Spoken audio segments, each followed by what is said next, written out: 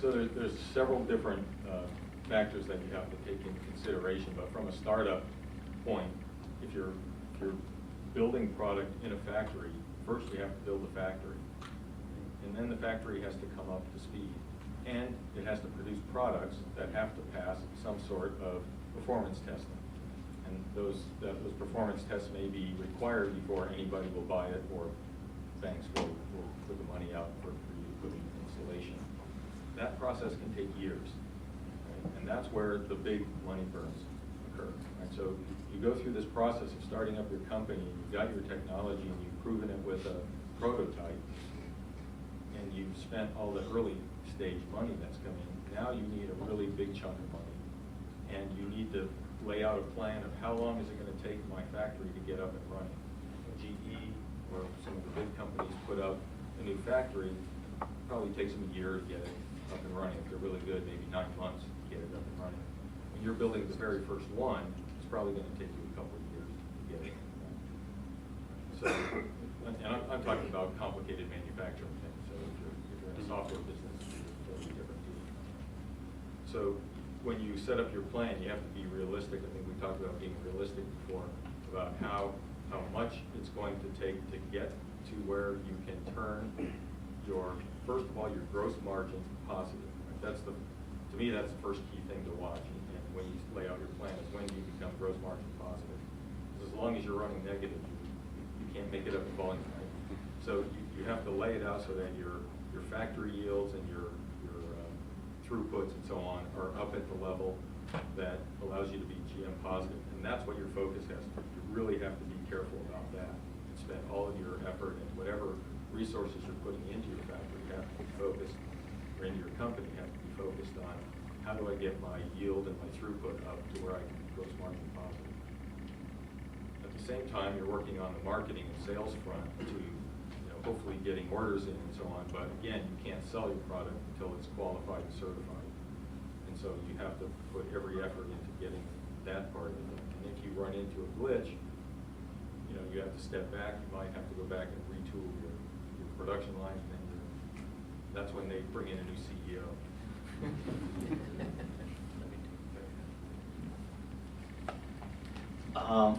Well, in this day and age of where raising capital is a little harder than it used to be 3 years ago or 5 years ago or so, companies are taking more innovative ideas in that part. And I will suggest a couple of suggestions in that direction. When you are trying to go into developing a product and going into manufacturing, one of the things that people are starting to look at least we are looking at also, is focus on what is the critical component that you have to make, that you want to control the IP and so forth. Of course, patents and stuff are always helpful. You want to build that, but try to farm out as much as outside, so you don't have to build the infrastructure. I've seen many companies go into business and they build a huge factory and they can't support it, and then in the end they have to go belly up because they now have made a large investment and there is no way to carry it out. One thing I've learned over the years is if you think it's going to cost you $1 to make something, figure it's going to cost you $2. And if you think you can do it in 1 year, plan on it's going to take you 2 years. If you plan conservatively, you can't go wrong. And always make sure that all your employees are doing more than one job, as a young company. So for example, when I go to work, I also take the trash out. So I have 2 jobs. So that's the kind of thing one has to, it's a mindset in that regard. But the way we are looking at it is, rather than building a huge factory and then trying to go, our plan is to build a pilot, do the things that we absolutely need to do ourselves, and then find subcontractors in the area who can do other pieces which are non-critical for us. And yet we do testing at the end of the day. So that's the kind of strategy we're thinking about. In the interest of time, because we're running out, we're going to have some opportunity for our audience to talk to you guys individually. To end, before I end, I do want to ask one last question from each of you, and just a one-line answer if you can, before we call it quits, and we can talk to each other again later on. And my question to you is, what keeps you up at night as a CEO? Who wants to start?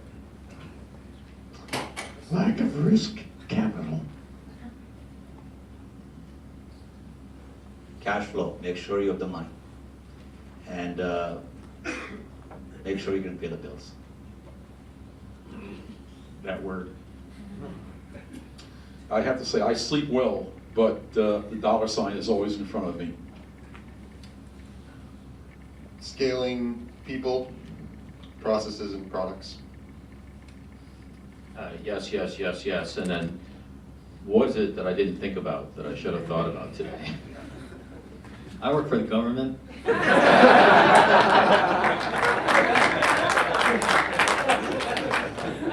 Pradeep's the guy who keeps you awake at night. I'll remember that one. Let's thank our speakers.